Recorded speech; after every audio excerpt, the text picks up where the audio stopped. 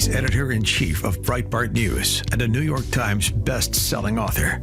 And on this podcast, he brings deep research, prescient analysis, and world-class guests. He's Alex Marlow, and this is The Alex Marlow Show.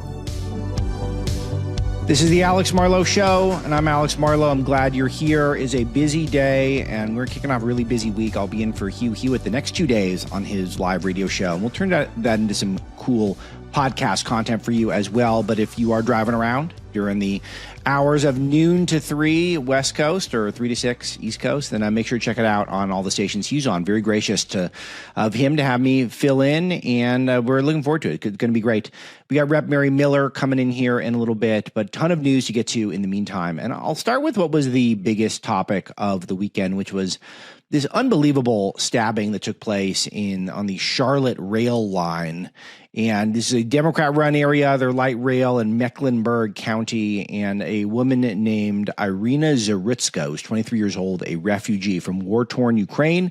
She had come to America. She had done nothing, and she was stabbed by a guy named Carlos Brown Jr. I don't like giving the name of the murderers, but I think it's relevant here just for the sake of trying to explain what's going on. The footage has to be seen to be believed. I've got some of it for you, and it's a little extended. So I will play some of this attack on this rail line. And some of you have seen this. If you're missing this, then I do encourage you to subscribe to my YouTube. Hit the subscribe button, Rumble, if you would prefer that as well. It's a great way to keep up with the shows visually. But there's something I'm going to point out in the visuals. Some of you have seen the first few seconds, but she sits down on the train. She looks at her phone. She's behaving very innocently. And this man behind her, who happens to be a black man, pulls out a switchblade of some sort, takes it out, and stabs her in the neck. You don't see the stabbing in the footage, but he stabs her 3 times, and she dies.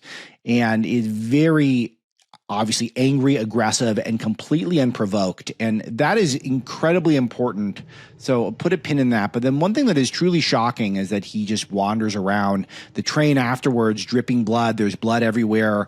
People don't totally understand what's going on, but then people start lightly freaking out towards the end when they see that there's blood all over the train, but presumably her blood. And people are starting to get the impression something bad's going on. And so those of you who are watching the feeds now, you can see him pacing around, drops of blood everywhere. He's getting ready to get out. He's holding his wrist in a funny way. I imagine there's some issue there as well. He takes off his sweater and he's going to, I think, wrap his arm up. And it's just all completely insane. And then the more you learn about this case, the more you learn that it was completely preventable. If the system had worked, if the system had not failed this refugee, remember all of you with your Ukrainian flags in your bios, Adam Kinzinger, Slava Ukraini, changing his name on X, the Everything app. Our system failed this Ukrainian refugee because DeCarlos Brown Jr. has been charged with first-degree murder now, but he's been in the system 14 times at 34 years old.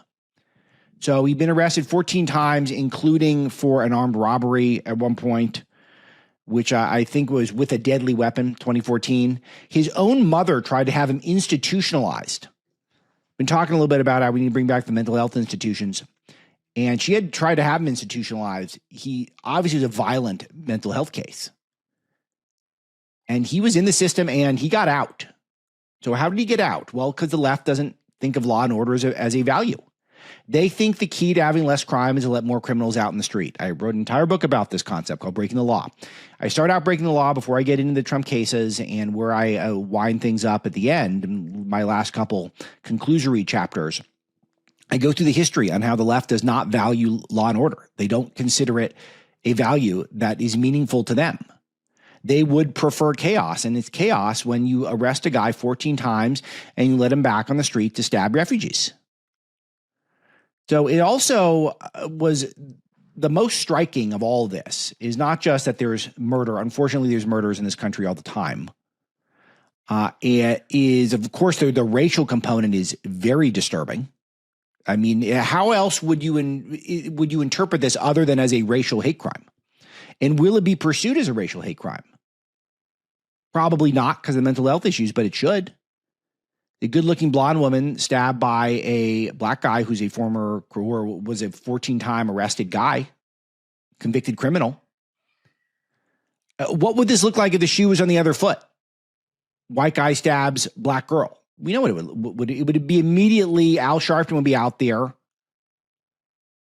All of the race hucksters in the media, MSNBC would be going nuts.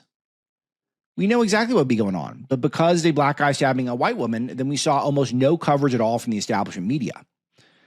It just seemed like it was nowhere to be found in any of the mainstream sources. And then finally, we got one story from Axios.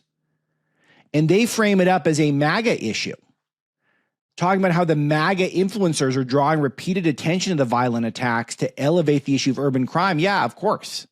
And accuse the mainstream media of undercovering shocking cases, which is, of course, what happened. And the reason why the media is not covering it is because it confirms everything we've been saying about violent crime in our cities for the last several months. I've been saying on the show how it's shaping up to be a law and order election cycle. That this is really becoming the national conversation is whether or not we should take law and order seriously or whether or not we should have lawlessness in our streets. And efforts by Donald Trump to try to clean up Washington, D.C., efforts by Donald Trump to try to enforce our immigration laws. These are all being rebuked by the left and the media. And to a T, every Democrat, major national Democrat figure has objected to Donald Trump trying to restore law and order. This is part of why I continue to recommend Breaking the Law to you. And it's not just to sell books. That's not what it's about. It's about, I'm trying to get a message out that we need a reset here in this country. This country has stopped valuing law and order when it comes to Trump, and it has started to create laws that are and uniquely apply them to Trump. Every single one of the 6 cases that I go through with Donald Trump involves novel legal theories, things that had never been tested in a court that were used against Trump to get Trump.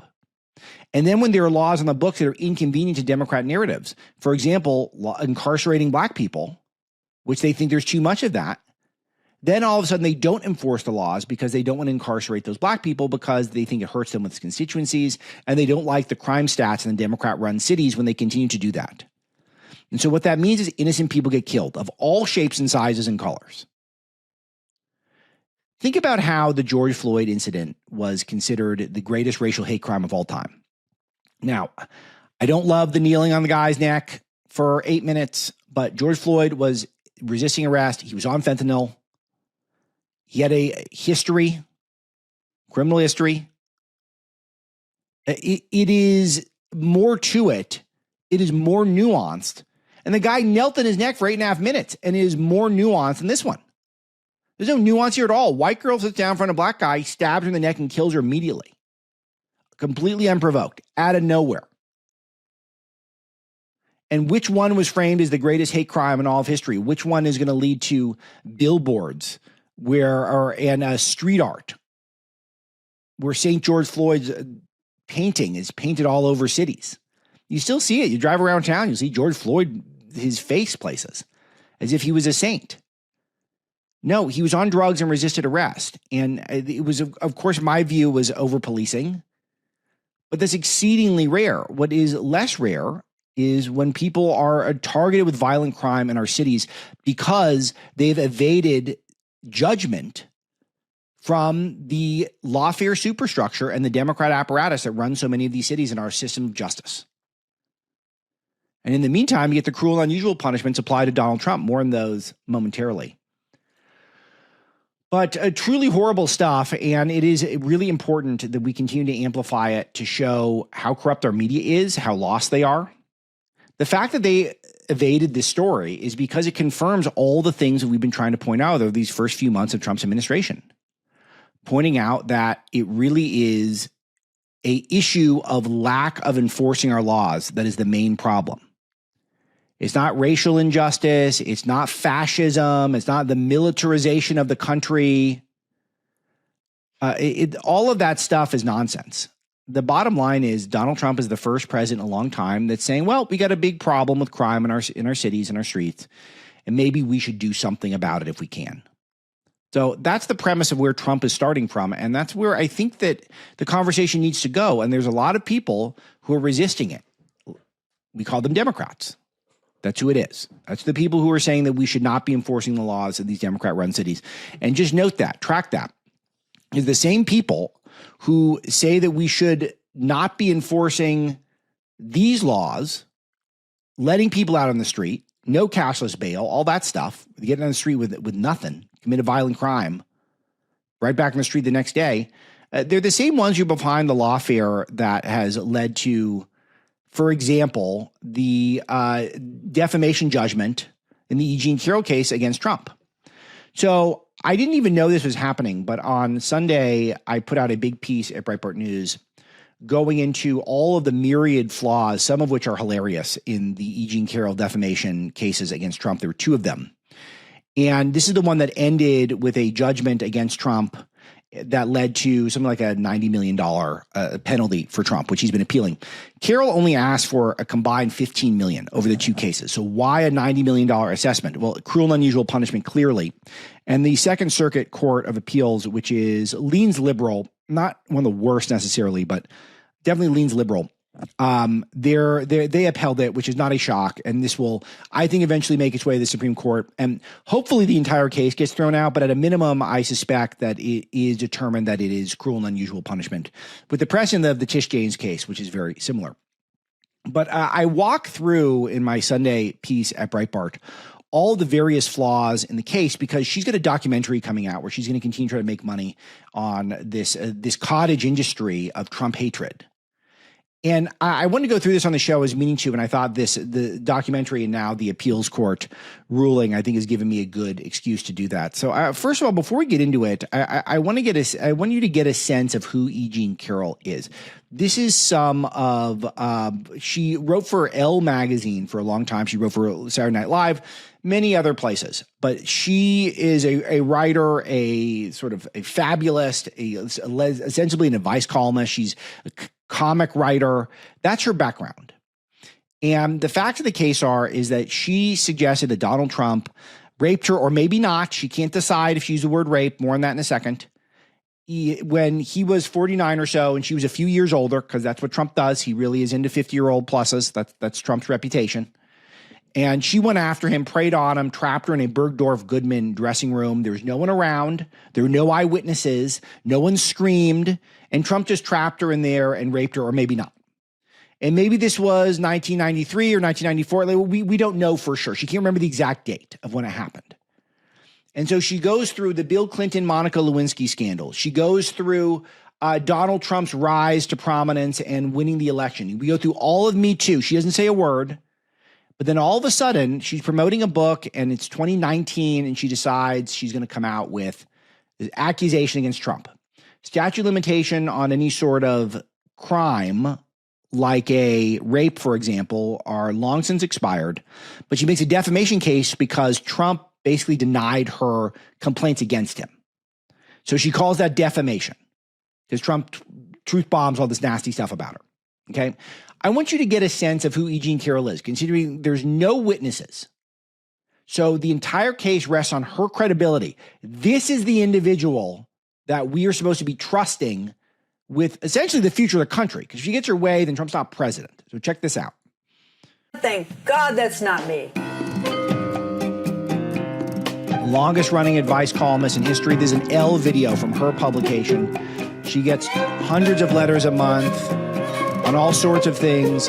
Can I have sex with my mother-in-law is one of the questions she gets. And let's let her share who she is. I like to stay up late. I like to sleep late, and I like to live like 90 in between. I get up around noon, and I stagger outside out this door, and I throw open my arms, and I thank God I don't have children. Okay, so those of you who are missing the visuals, please go to my YouTube and subscribe and check this out, because it's imperative you see this. First of all, she lives in the woods. She's got a house that's called the Mouse House, and she's written it crudely on the side of the house. She's wearing a red wig with the fringe bangs in the front. She's got a dog of some kind with dyed blue hair, and she's yelling, "Thank God I don't have children." Okay, a little more. Then I go back in, stagger into my office, and start reading a stack of ASCII gene letters. I never thought much went on in the morning anyway. Women have facials in the morning. They have their hair done. Not me. I like getting up at noon. So she gets up at noon. She's happy she doesn't have children. I mean, it's self-satirizing. And the fact that this is a person who has been elevated to give advice to anyone is just, of course, sort of hilarious. It's a 6-minute video. You can find it if you hunt on YouTube, or if you go through the end notes of Breaking the Law, you can find this as well.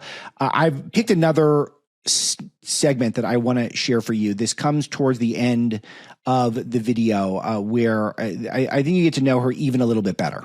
Sometimes, if I'm very good, they send me 2. I could not answer the questions coming into the ASCII gene column if I was in New York City. You can't think in New York if you're dating 16 people, which I would be doing if I were in New York. You go to the woods to find out.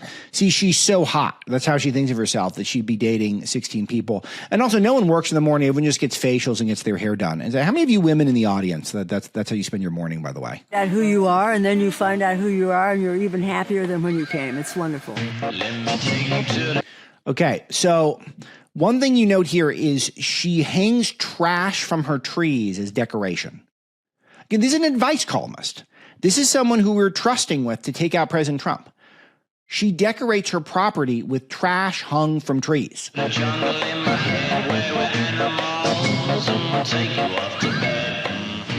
call it the mouse house because some very distinguished mice live here.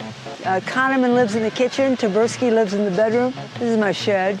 And on that side. Okay, so she's got her shed. She's written names of authors she likes on this shed. But one thing we're going to learn very quickly, she's also written the name of her pets. And this is where I was very observant. And I noticed that she doesn't just have a cat named Vagina, which President Trump used to make that point quite a bit. Vagina T Fireball, by the way, the full name. But also a dog named Tits.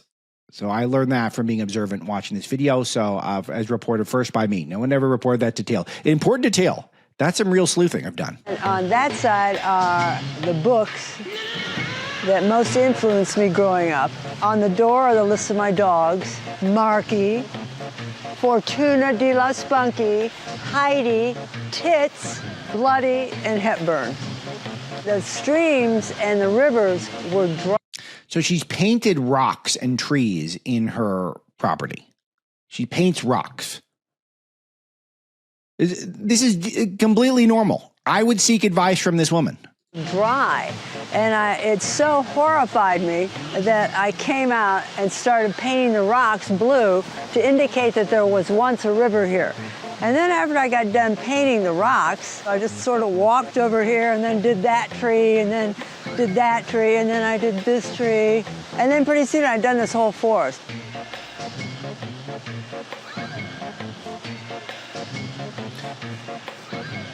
Oh my God! What's the best piece of advice I've ever given? What a horrible question to ask. Yeah, so she's a crazy person, right? I mean, that's how she appears. That's how she appears. I will say this carefully because she has been known to sue people for defamation. So how did she, this columnist, get money to hire Roberta Kaplan, one of the biggest Me Too attorneys, to pay for her or to help her? Well, she got it from Reid Hoffman. Reid Hoffman, the LinkedIn billionaire, who's funded all sorts of things that I've documented throughout the years at Breitbart News, been one of the stars. He's been in every one of my books. He's the type of guy who went to Joe Biden's White House 5 times during 2022 alone and said that Joe Biden could be a good president into his 90s. He's funded all sorts of the biggest left-wing activism imaginable. And it was the idea of George Conway. Kellyanne Conway's husband was the one who created the E. Jean Carroll case at a whole cloth. They apparently met at a party. So everyone knows that if it's a Conway-Hoffman joint, then this thing is, of course, political in nature, which is, it goes against any due process rights at all. It indicates that this is a political persecution from the start. Other details are important to note about this case. She doesn't remember when it happened. Could have been 1995, could have been 1996. The most unbelievable detail that I learned was from a testimony of hers where she was describing the incident with Trump. And she said that he thrust his penis halfway or completely, I'm not certain, inside of me. So in this event, she says maybe he used half his penis, because that's something you've all heard of, right? The old half penis rape. That's a common one. Has there ever been a incident where someone has claimed there was a half penis rape? Adjust the tip. He was doing adjust the tip rape. I know it is extreme to hear those words, but that is a wild claim that she made, and no one laughed her out of the room. All right. So she did this interview with Anderson Cooper, which has gotten a lot of fame and notoriety over the years because of how nuts it sounds. And there are some choice moments that might come familiar to you, but a lot of this has been edited in terms of what's posted online for obvious reasons. And you're going to hunt it down if you want the whole thing. It's over 10 minutes. But here is a key portion that I asked Misty to pull for me so that I can illustrate a few key points here. Check this out. Too panicked to be scared. Okay. You know, you said adrenaline was pumping. I assume it was, right, because I got strong enough. He's 6'3". Apparently, I've looked it up. I was about 6'1" in the massive heels I was wearing. And so we were almost even in height. And down go the tights. And it was against my will. And it hurt. And it was a fight. And this is not a question I would normally ask, and if you don't want to answer, I totally understand. But given the prior accusations, which have all been of forms of assault or harassment, you're saying there was actual penetration? Yes. Did you, puts it into a different category of any of the other women who have come forward? I think that is the definition of rape. One definition. That's the definition. Yes. How long? Brief. Mm-hmm. Brief, because when a woman is stamping her feet, and that's what you were doing. I'm letting this play out because of how awkward it is. And Cooper's actually done a little homework here, and you can see it's even uncomfortable for him. But none of the other accusers against Trump, and there were many over a long period of time, but none of them actually accused him of using the R word. Like, they've never used that word. This is the only one of all of them where there is a claim there's a rape. And so she initially, in her initial complaint, did not even use the word rape. She assiduously avoided calling it a rape, probably because of fear that maybe she would get accused of defamation. So she would not say it in a court. She would not say it in media appearances. Her complaint doesn't mention the word rape. She prefers the word fight, and you'll hear her say that over and over again. You started stamping your feet. I always think back and think, that was the stupidest thing I've ever done. I should never have done it. And then I didn't behave. When you say I should have never done it, you mean? That was just a dumb thing, to go into a dressing room with a man that I hardly know and have him shut the door and then be unable to stop him. And I was a competitive athlete, so I wasn't I didn't freeze. I rose to the occasion, and it did not last long. And that's why I don't use the word you just used. I use the word fight. You don't use the word rape?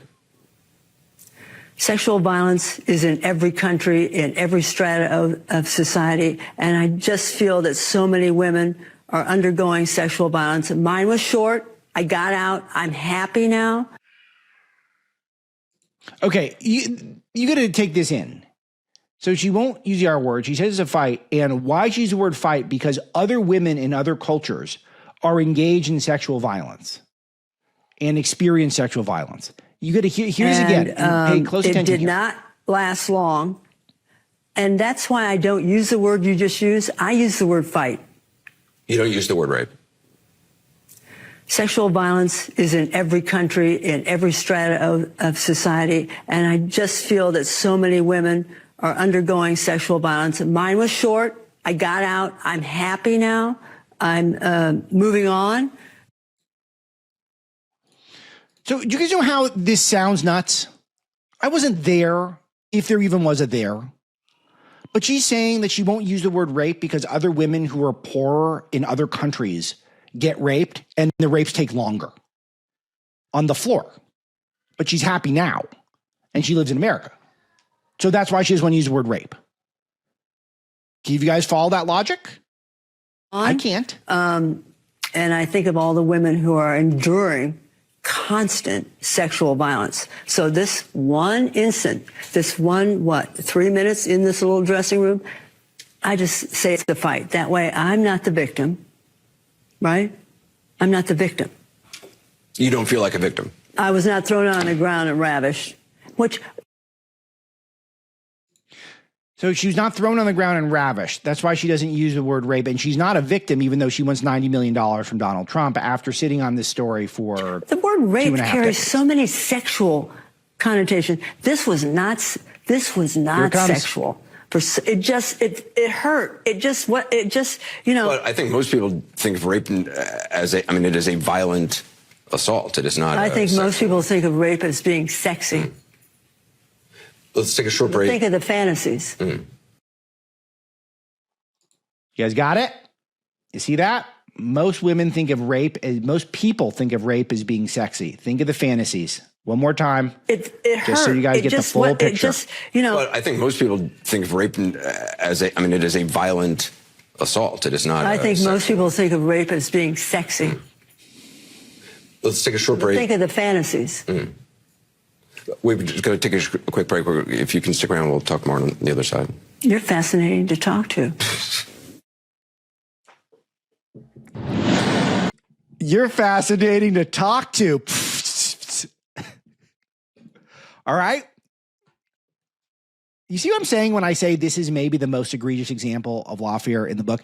And smart people agree. I was talking to Hewitt about it on his show, and he said that was his favorite portion of the book, the most absurd portion. Though, and this appeals court upholds it. This is what I want to say in a nutshell. This is breaking the law in a nutshell. This is these first two stories I've introduced on today's show in a nutshell. The murder of the Ukrainian refugee who had been let out of jail 14 times, who was in the system, was let go by the system in North Carolina, and then the E. Jean Carroll case where Donald Trump is being held to account for something that may or may not have even happened. There were laws on the books that are not being applied to criminals in our cities or illegal aliens who have invaded our country, while there are laws that are being invented that never existed and being imposed on Trump and his supporters. That's it. That's the biggest threat right now to MAGA. That's one of the biggest threats to the country. So that's where we begin. It doesn't get bigger than this, and it is a truly stark contrast to see these things and to see where people put all their outrage. There's way more outrage at the Phillies Karen. You guys saw the Phillies Karen, right? Everyone's seen this at this point. The Phillies Karen was just way more all over the place this week than this murder of the Ukrainian refugee.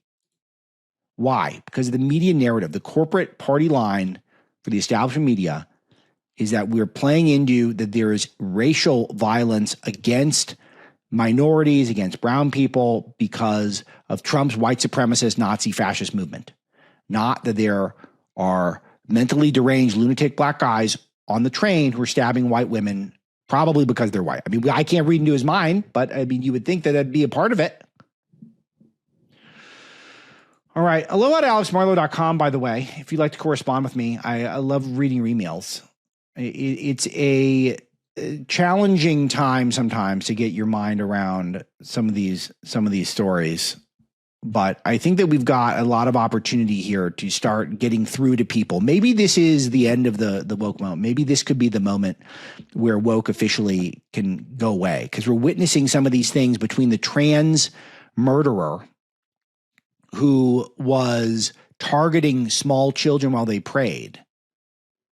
And then you've got this clear instance of a racial hate crime against a white Ukrainian woman.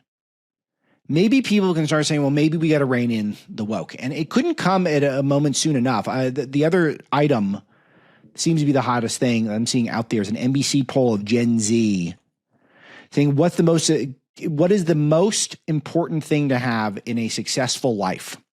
And men who voted for Trump, number one, first place, having children. Women who voted for Kamala Harris, who never had biological children of her own, having children, dead last. Fulfilling job and career is the number one thing for happiness for Gen Z women who voted for Harris. Having children last. So I think both matter. I think having a well-rounded life is great. But the left has been in denial of science. They're anti-science. I didn't have time to do it, but it's because we were too crammed today. But I was watching video of Chris Christie yelling about Robert Kennedy over the weekend. World's second fattest politician yelling about that Robert Kennedy shouldn't be doing health. Well, what are we talking about? Chris Christie should never opine on this. And I think it was an ABC News. Why is ABC News having Chris Christie opine on health? This guy's the least healthy American politician other than JB Pritzker. Nepo baby Huey. So, and they don't even think of this. They're like, wait a minute. Christie's got to sit out this segment. You take a donut break. Take a break right now. Get a snack. But we don't think about this because we've moved into this anti-science era where we're willing to deny biology. Men can be women can be men, and women don't need to have children to be fulfilled. They need a great job. After we're gone, let's say when we get to the end of our life, how many of you, even if you have a great job that you love, are you going to think, I wish I spent more time in the office? Or how many of you are going to wish that you go back and get a few more bedtimes with your kids, a few more pool days with your kids? Maybe be present for one more big event that maybe you missed because you're at the office. You'll know this. It's not a revelation. And yet we've conditioned a whole generation of young women in particular that having children is last. And I'm kind of shocked that we got this good news for the men who voted for Trump. By the way, something that is kind of disturbing here apparently is for women who voted for Trump also having children not super high. So we're just telling young women that the point is having kids. I mean, having kids is the point of it all. If we don't perpetuate the species, none of this matters. That's worth a lot more time than I could dedicate to it today. But that is it. It's the number one. It should be the number one for everyone.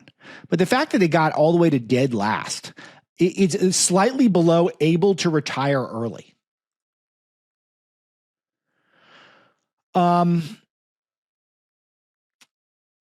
It is in denial of biology, but we are designed. Just think about the male libido, how strong it is and how it gets so many men and so many problems. All of it is biology telling us that we want to keep going and that we talk ourselves out of the science of it.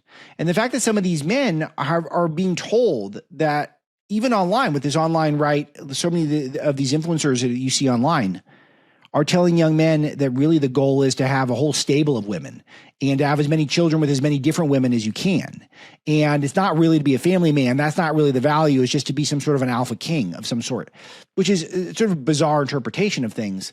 But even them, there's a resistance to that. And I think there's a deep desire to return to a traditional family with some young men. But we're not seeing it from the young women. And why is this? They're being told over and over again that the goal is to actually emulate the male version of success from the past. It's just career accomplishment. There's a financial element here, though, that is real. And I will say that this is a serious warning that I've got for all of you. The serious warning is that the cost of living is too high. The rent is too damn high. And I do think that a lot of the reason people are discouraged from having children is because they are expensive. They're super expensive. And people can talk themselves into believing that there's another path to fulfillment. And I'm sure there is for some people, but by and large, it's family formation is the surest bet to a happy, fulfilling life. And we were talking people out of it. Why? Because they can serve the corporation so that women can give their best years to working for the corporation. So just note that the corporatism is maybe that's the next book. Maybe that's the next thing I should do. Write about the corporate. I have to get a corporation to publish it though, for it to get wide enough play. But this is the concern, is that the serving of the corporation, the making enough money so you can pay the corporations for your goods and services, that is what's going to fulfill you. And it's not the combination of filling your life with meaningful work, with spirituality and religion, of course, and family. And that's where it's at. So then you can do the corporate stuff. Okay, what else do I want to get into today? There's so much more. I'll save this. There's a, New York is doing a cell phone ban, and that seems to be going well. Kids are loving it. They're playing again. They're interacting again instead of using their cell phones in high schools. I love that. We've got some big exclusives at Breitbart. John Thune is looking at nomination rules to change nomination rules to get some of the backlog of Trump appointments through. That's great. We love that. The French government has collapsed. This was predicted. We done a story on this a few months ago at Breitbart that 9 in 10 in the French government expected it to fall this year, and it has. So this all has to do with Macron's budget. Macron's put out a budget that is, they're just out of money. They've soaring debt and a deficit, and they could have economic sanctions from the EU coming or a downgrading of the nation's credit. And there is a proposed series of tax hikes and welfare cuts. So no one's happy about it. A reduction of public holidays, making people work more. And no one likes any of these solutions. So Macron's government, they can't find a coalition. And so there's discussion of, could we even see Macron, who's president, so he's not necessarily vulnerable right away. Could he even be vulnerable here? So more details on that at Breitbart.com if you want to head over there. The Supreme Court's lifted restrictions on Trump's immigration raids. So even though there were claims the agents were targeting people by race, not true. And the Supreme Court has backed all of the Trump's ability to do that. So good stuff. So a lot in the news, but I do have Congresswoman Mary Miller coming in. So let's take a quick pause and we'll bring her in right after this. Attention investors with a 401k, IRA, or retirement account. The dollar has lost over 25% of its value in the past 5 years, and it's only going to get worse. Are you prepared for what's about to happen next? We are Advantage Gold, the #1 customer-rated gold IRA company in America, and we are helping Americans prepare for the great de-dollarization by diversifying their portfolios with physical precious metals. We've partnered with former chief economist of the IMF, Kenneth Rogoff, to give away his latest book called Our Dollar, Your Problem, a must-read for investors. Call 800-741-GOLD, and we'll rush a free copy of Our Dollar, Your Problem to your doorstep and include our special gold IRA investing kit, valued at $49. The dollar is losing value fast. Call 800-741-GOLD now to get your free copy of Our Dollar, Your Problem and our free gold IRA investing kit. Supplies are limited. Consult your tax and financial professional before investing. Call 800-741-4653. That's 800-741-GOLD. All right, Congresswoman Mary Miller is here, Congresswoman from Illinois. Let's start with Illinois, Congresswoman. And I want to talk about JB Pritzker, or as I've dubbed him, Nepo Baby Huey. How has he risen to this point where he's seen as one of the standard bearers for the Democrat Party? He doesn't seem to have a record to speak of. He doesn't speak particularly well. He's not particularly charismatic. He obviously is in horrific shape, and we're in this moment where everyone is very health conscious. It's just, why do we care about him all of a sudden? Well, of course, he's running for president. Yeah. He bought his way into the governor's mansion in Illinois, and he's thinking he's going to buy his way into the presidency. And he is a failed governor. He's self-absorbed. He's all about himself. Illinois has everything to be successful. Location, natural resources, great people. We are floundering big time. And now he's rolled out the red carpet for illegals. He and Mayor Johnson were sanctuary state, Chicago's sanctuary city. Yes. They've implemented no cash bail. We're the only state in the country that has no limits on no cash bail. They're releasing violent criminals, issuing driver's licenses to them. The people in Illinois are struggling to pay their bills, and now we're having to foot the bill, billions of dollars for illegals to care for them.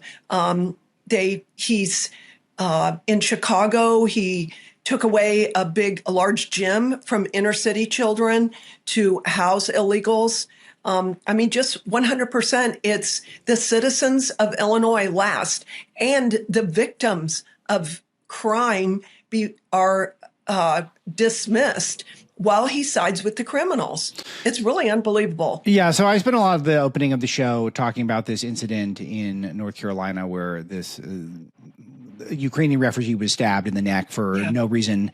And I think the no cash bail thing is a big deal. And I haven't looked into the full history of this DeCarlos person who is been arrested for murder here, but he was arrested 14 times and was let out in the street 14 times. And it seems like we've got a justice system that is just trying to get people out on the street, even if they're violent criminals. It's a nationwide thing.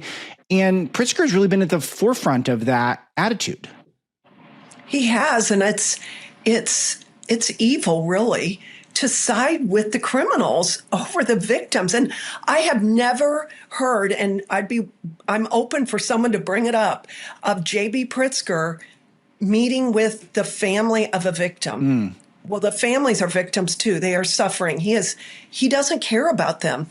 He cares about getting elected. That's it. All right, so let's discuss what's at stake here in Chicago, because President Trump is talking about calling the National Guard. He's trying to talk about ramping up deportations, and he's trying to use what he's got available to him. We actually have a clip of Tom Homan talking about this, who is in charge of this for Trump. Let me play this audio for you. We're at war with the criminal cartels, and Governor Pritzker protects criminal, illegal alien, public safety threats every day in that state, along with Mayor Johnson. We proved that. The first week of the administration, I went to Chicago. I started an operation there. The first day, we arrested 9 sexual predators, most of them child rapists. We arrested 9 members of TDA. Several of those TDA members had a pistol, an illegal pistol with a switch on it, which makes that pistol fully automatic. We arrested 2 illegal aliens that had a homicide conviction. That was the first day in Chicago. So, President Trump and this administration, we're at war with the criminal cartels and those who want to murder and rape the American citizens. You're damn right. It's a really excellent summary. But it's shocking that that's happening in Chicago. Well, and the criminals and the illegals are emboldened because there's no consequences. They think they're going to get away with it. And I've had multiple families in my office, and we've wept together, just recounting their pain over their children being killed by illegals in Illinois. So what do you want for the president to do, and what do you think he can do? But what are your hopes? My hope is that he comes in with the National Guard today. And I think he needs to come in today. I think he absolutely has the authority to do it.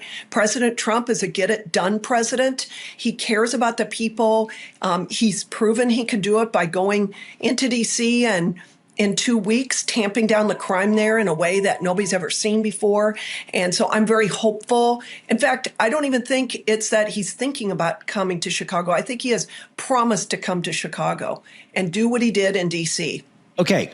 So you push hard on him establishing Chicago as a sanctuary state and him trying to legitimize the crime that's taking place. What is the calculation there, though, in the States? Just because it's a one-party town that when it comes to statewide government and, of course, Chicago government as well, that in order to try to crack down on law and order would just be an admission of fault? Is that what it's all about? I don't really know, but Chicago is the murder capital of the United States. And unbelievably, the murder rate in Chicago is 3 times that of Los Angeles, 5 times that of New York City, and 15 times that of Delhi, India. Unbelievable. And the Democrats, Pritzker and Mayor Johnson, have had ample opportunity to deal with it, and they have not dealt with it. And actually, Chicago's been under Democrat leadership for 100 years. And the people there are suffering, the law-abiding families. This is not a partisan issue. All American families, whether they're Democrat or Republican, deserve to be safe in their communities.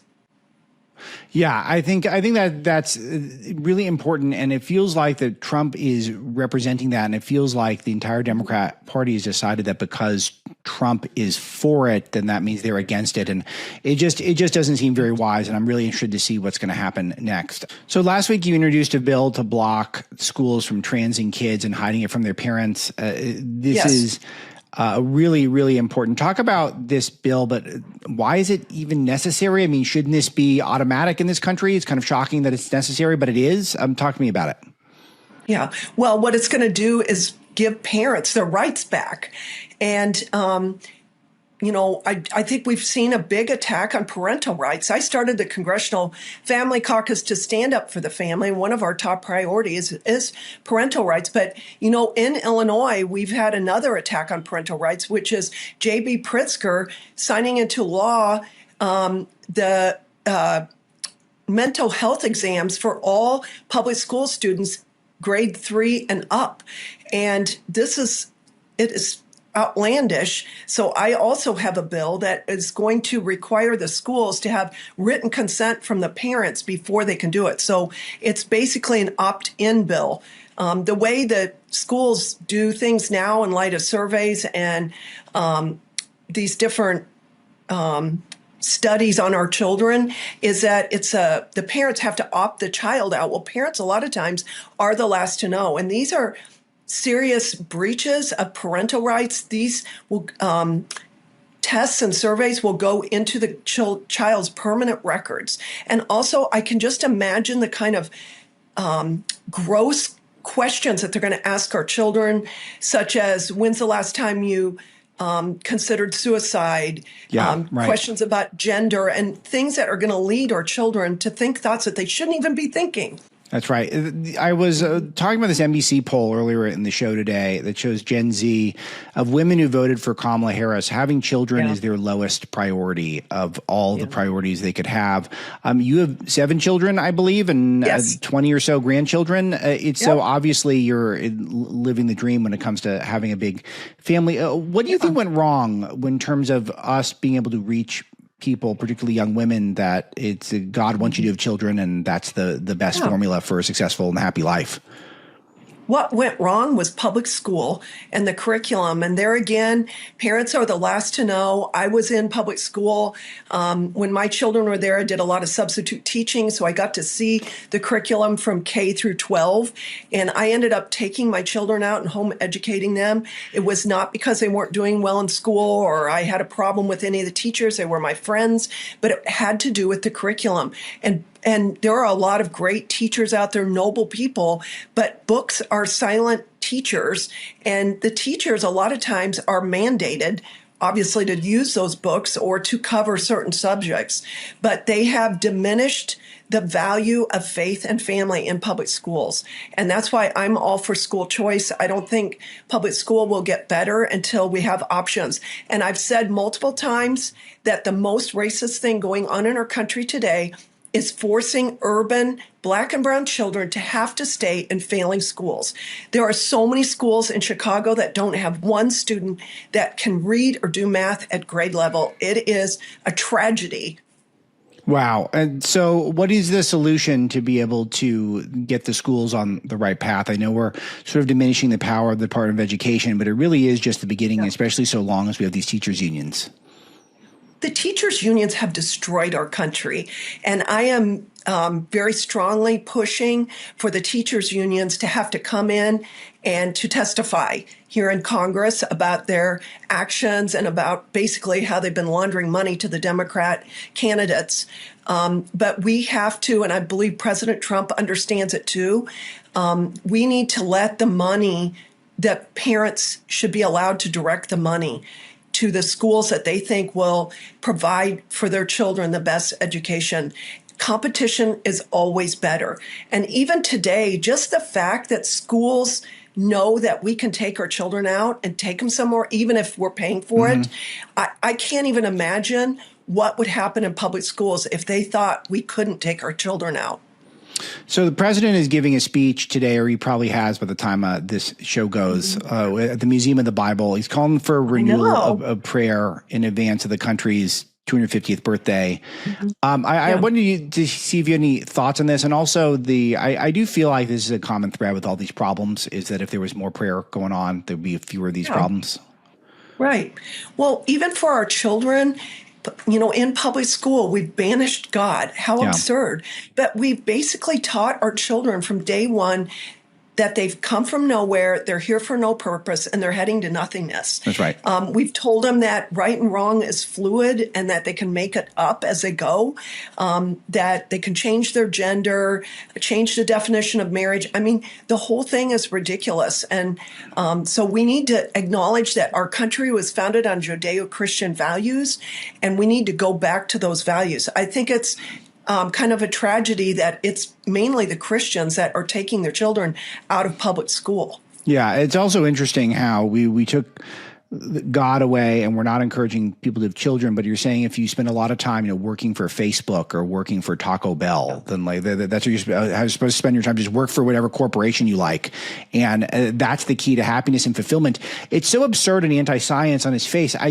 I'm disturbed about how far along we've gotten in this process, though, because it feels like these solutions, dare I say, are common sense, that we just need to start restoring some of these fundamental science-based principles, but yet we can't for some reason?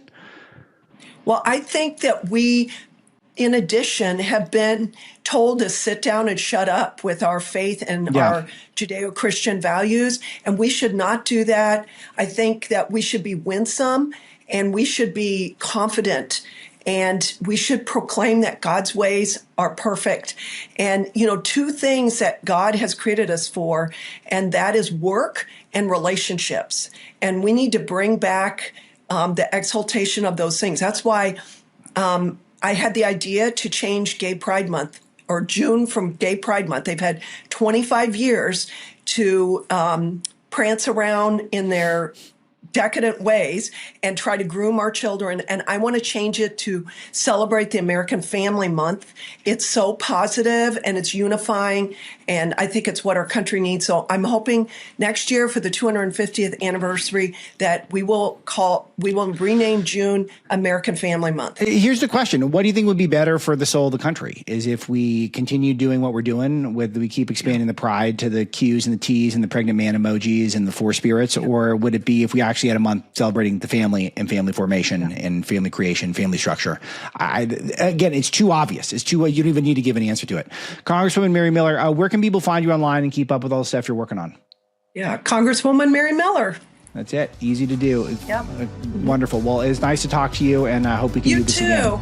Thank you. You too. Thanks to Misty and all of you in the audience. We'll talk to you tomorrow.